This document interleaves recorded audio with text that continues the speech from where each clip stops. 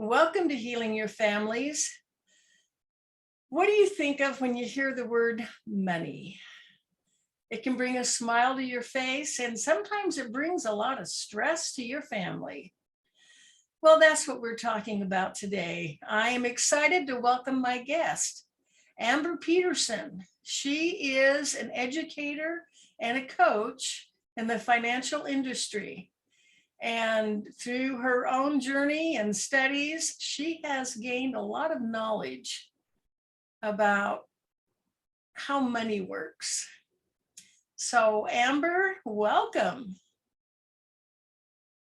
Thank you so much, Emmylou. I'm so excited to be here and to chat with you today. And I understand you had your own journey with money. Of course, we read books, we learn, but experience, I think, is probably the most impactful teacher. What can you share about your journey with money? Yeah, I'd love to. And, money was something I wasn't always looking to go into as far as a career, but several life experiences did occur, which brought me to where I am today. And so kind of journeying back several years ago, it was actually my husband that went into the financial services industry. So he actually became a financial advisor and was advising clients. And right before the big crash of 2008, we actually were offered another job up in Washington State. So we moved up there. We took our two little kids at the time. We're really excited for this new journey. Well, about a month and a half into that brand new employment, that's when the crash happened, or at least the recession that we had with money.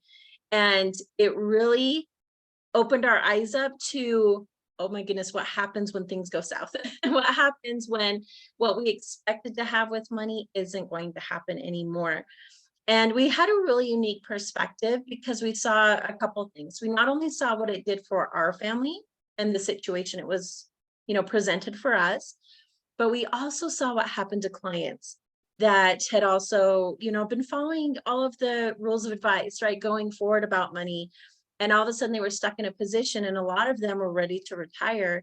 And now they didn't have the money that they needed to retire.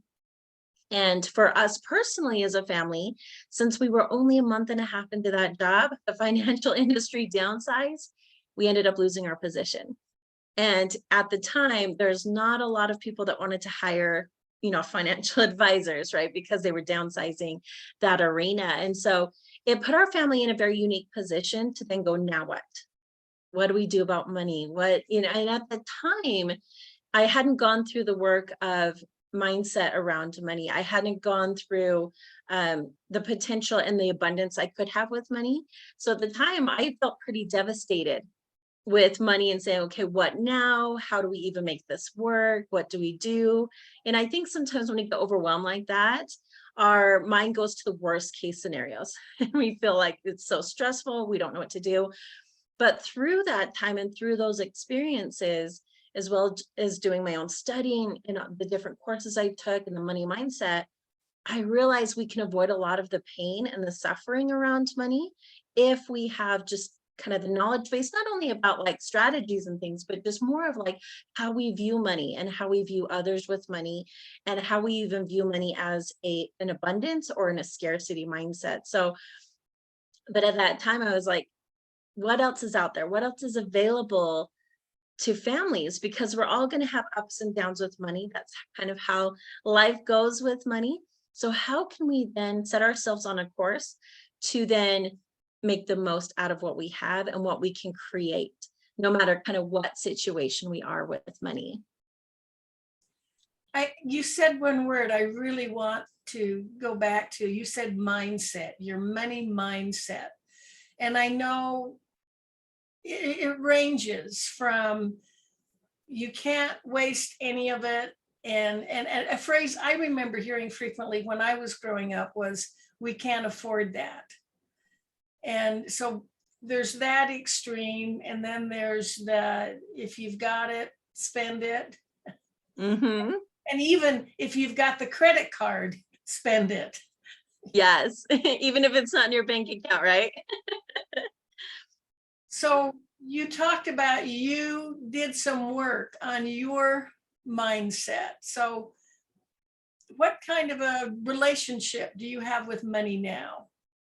Well, it's actually completely opposite of even back then when we went through that struggle with losing our job and then spending a lot of time to acquire another one. And we had to go through a lot of different money challenges. But what it is today, so let me just start off. When I thought about money back then and what I really thought about it, I would actually say out loud, I hated money. Because I felt like in my mind at the time, I felt like money was scarce. It was hard to come by. It was hard to make. So it felt like a big struggle with money because of what I was thinking about it. And through kind of the studies and courses I've done, what I've learned is money is a tool that we can use to be abundant with. It doesn't have to be scarce, but so much of our money constructs and the things we think about money come from not only our environment and the experiences that we have, but a lot of them come from what we were taught and what we were surrounded by growing up.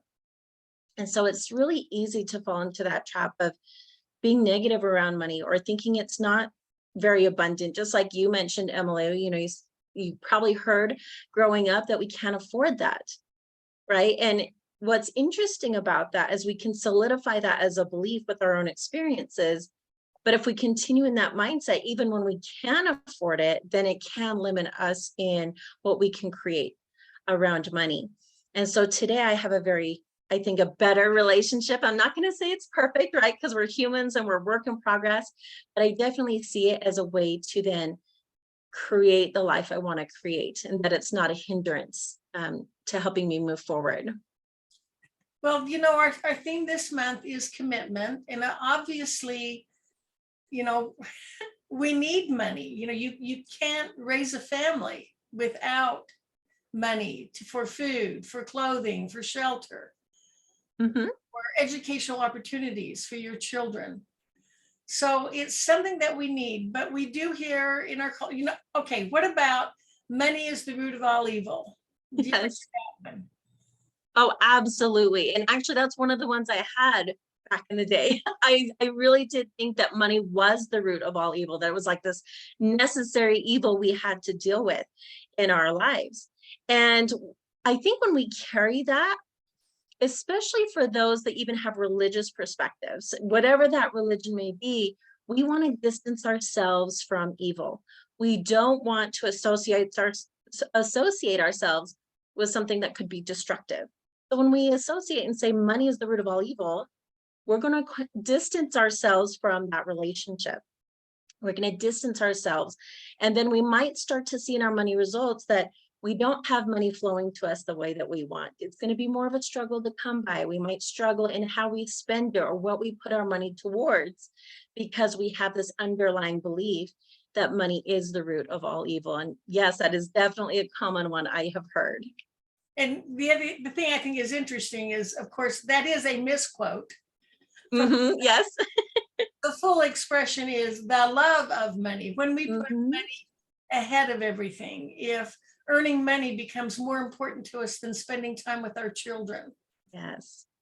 that's a problem. So this commitment is to have a healthy understanding of what money is and a relationship with it, so that we're not hating it, resenting it, and we're not drooling over it and sacrificing,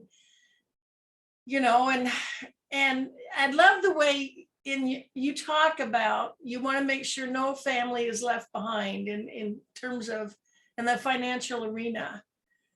A common problem is running out of money before we run out of month.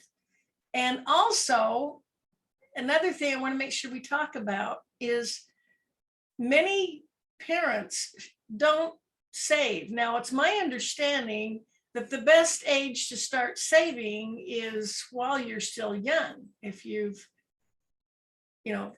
take advantage of compound interest. Mm-hmm. Young families feel like, oh, we can't afford, everything, every penny we make must be spent on our family. Mm-hmm. Okay, so I just threw out two topics. I'll let you pick which one you want.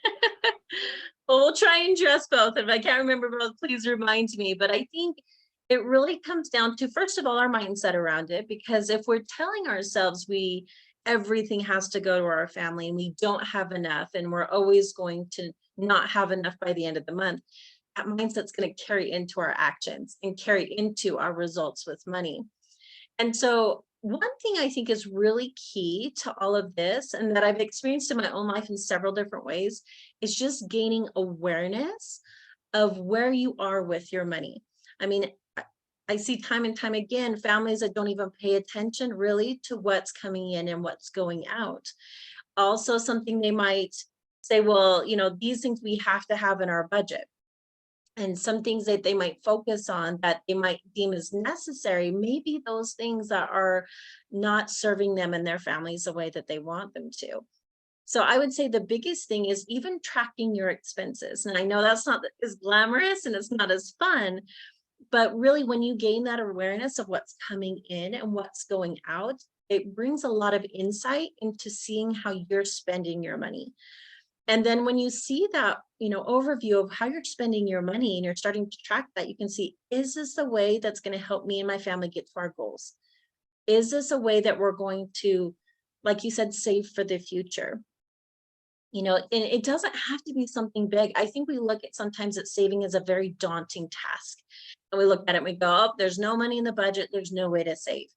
But even starting off small to build the habit can be really powerful, because then it starts to develop this habit and continue to then build on itself over time. So even if you wanted to start off with, saying, I'm going to save $1 a week, and then maybe next month I'm going to save $2 a week. And I think we're in such an abundant society right now that we can all find a way to maybe save $1 or $2 or even $10 and put that away and say, you know what? The reason why I'm saving this is because we want to save it for our family's future, not just in surviving today and meeting the needs of today, but what about next month? What about the month after? What about a year after? Are there things associated with your goals and dreams that you want to accomplish that are going to take funds later on? And so it's not just taking care of our families now, but it's being able to give them the abundance later on that they're going to want as well. There's also Murphy's Law. We need an emergency fund. At some point, a major appliance is going to break, or the car will need to be repaired. And so and for a lot of people, their emergency fund is their credit card. What's the problem with that? Yeah, that's a great point. Well, you mentioned, living paycheck to paycheck, and you're saying we only have enough money to get us through, let's say, the next couple weeks. Well, let's take an appliance, like you said, for example, that breaks down. Let's say it's even a microwave and it breaks down. And I don't think we realize how much we use our microwaves until they do break down. But if it breaks down and we're only living paycheck to paycheck, we go, okay, well, we don't have money in the budget. I guess we're going to put it on a credit card. But then we compound the problem, because if we only have enough money living paycheck to paycheck, how in the world are we going to pay off that credit card? It's going to make that really difficult because all your money is allocated somewhere else. So what ends up happening is, let's say you're spending $100 on a microwave, it's not going to stay at $100.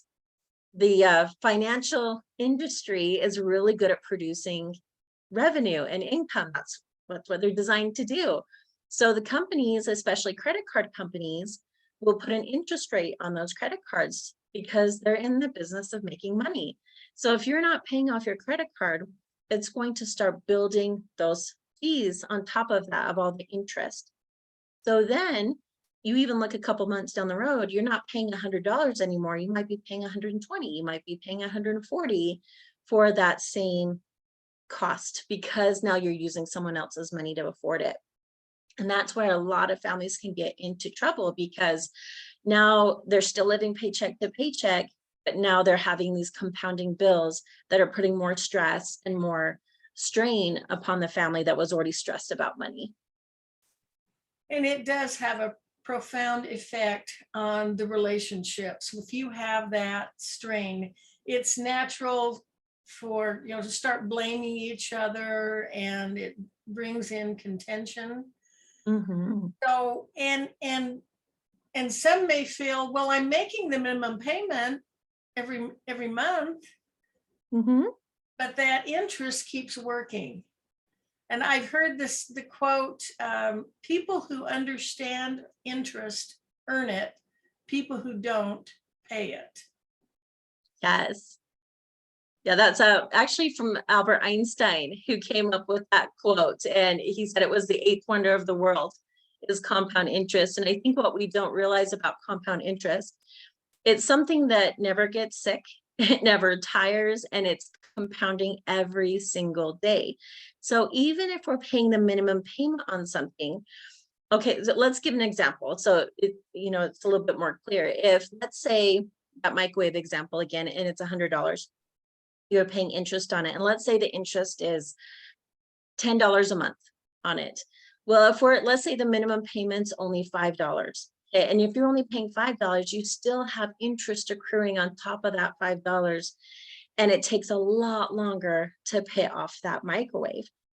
And I think that's something we don't always realize when we go into something, even if, payments for a car or payments for a house, that interest will continue to keep growing as we go forward. So if we're even looking into before you even use credit or look into that, you want to make sure that you have the funding necessary to make sure that you can not only make those payments, but make extra payments to overcome compound interest.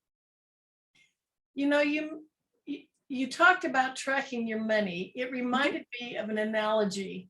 Quite often, if we want to stay physically fit, we will weigh ourselves on a fairly regular basis just to kind of track Mm-hmm.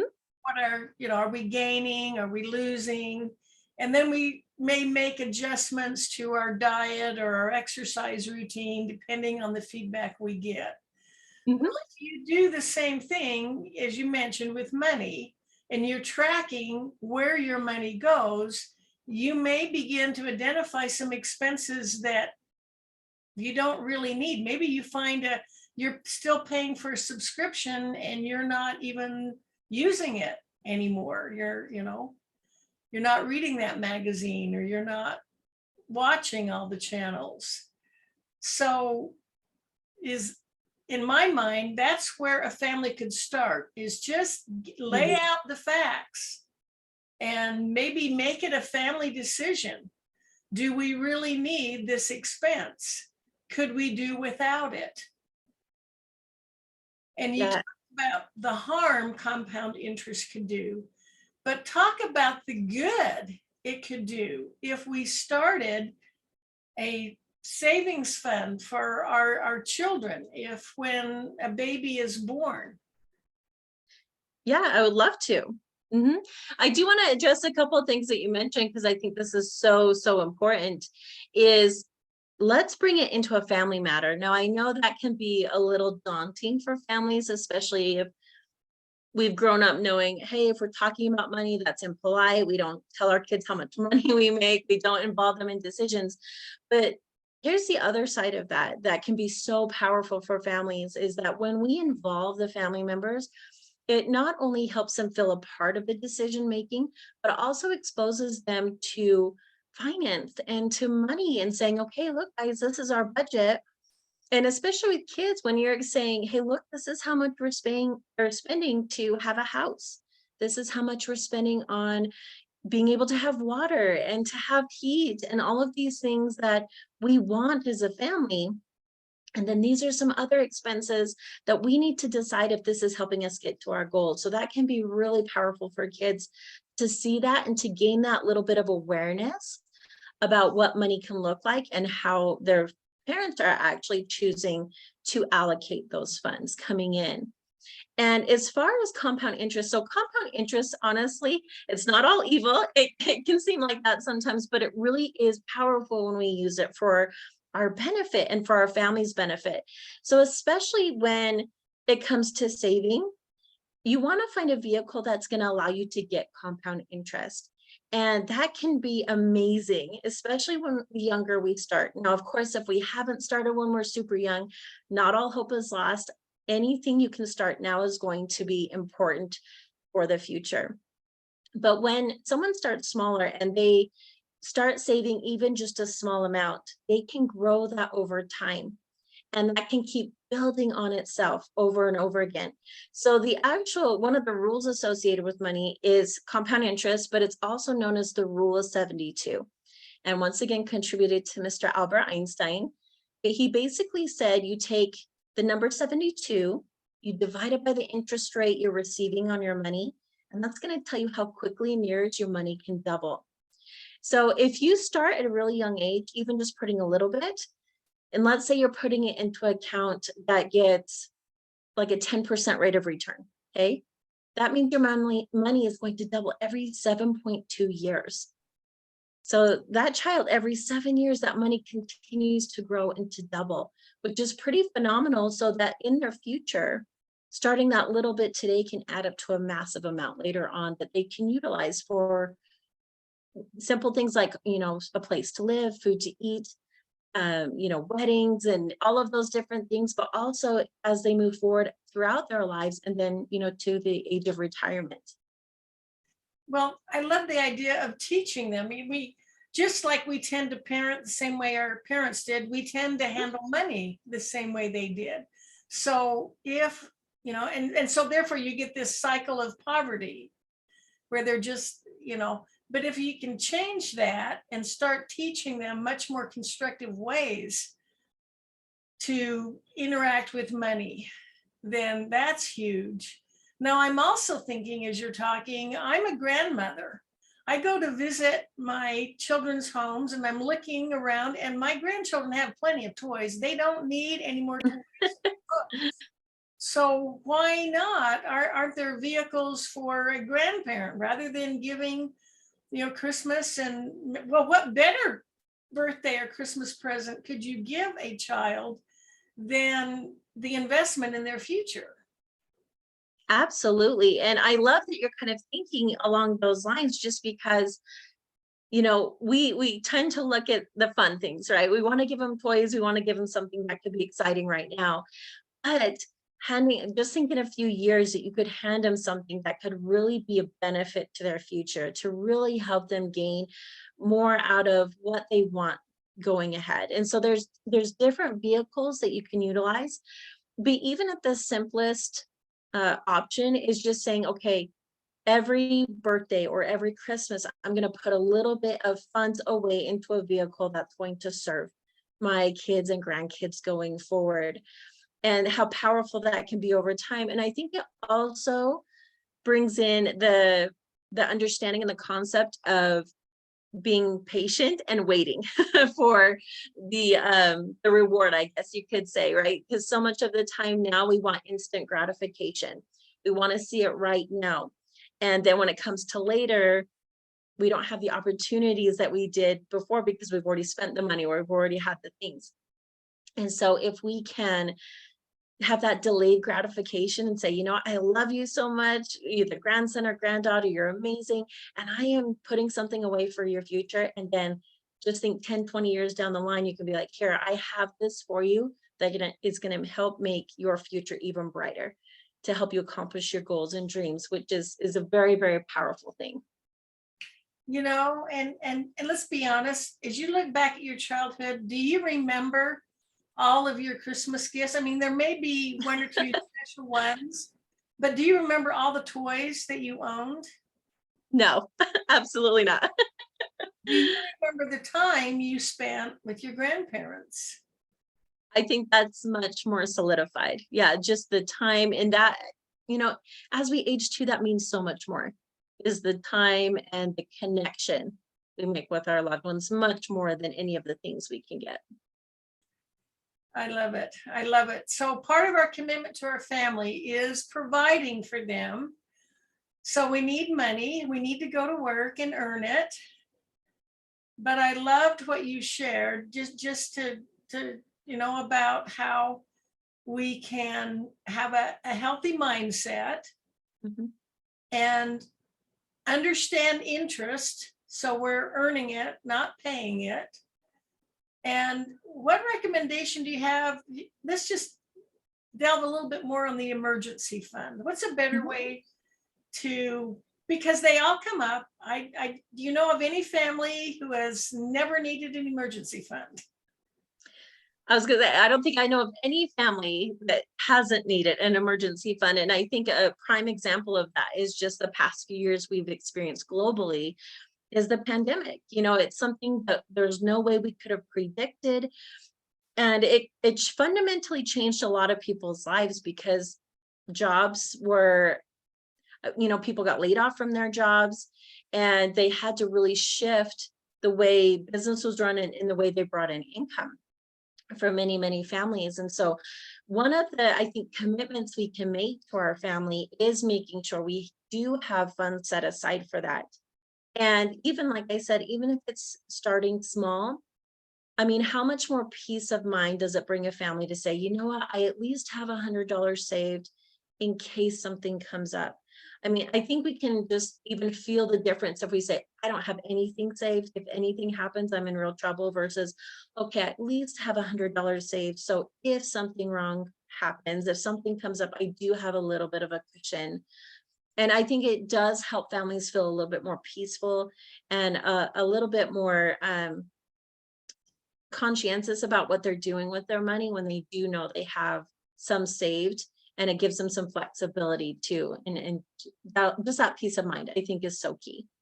It is huge. And then also our commitment to teach our children.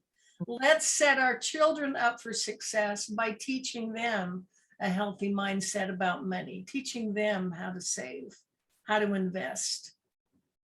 Absolutely. I think, and sometimes I think parents just don't know where to start, especially when if they haven't gotten the education and they've had to kind of learn by trial and error, they may not know how to go about teaching their kids.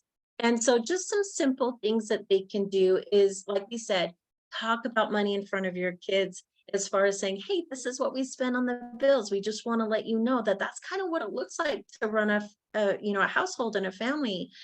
And these are some things that they're nice, a luxury, for example, like if you have a monthly TV subscription, that's nice, but do we want to allocate that money to something that you want in the future and include them in the decision making? Like, for instance, if we say, hey, if we don't do these subscriptions and we save that money, then maybe we can save that money for a family vacation or a family trip, or saving away for the future, and really get them excited to say, hey, that's really cool. If we do that, we could have this opportunity.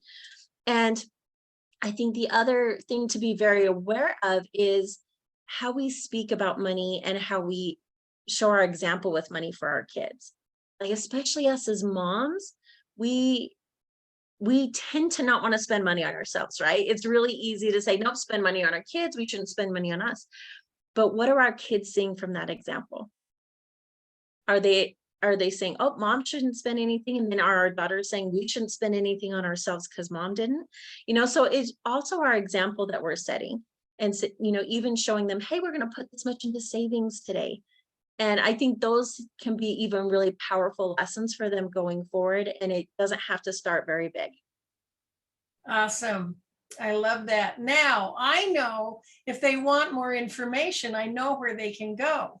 You have a podcast, Mamas and Money. Yes.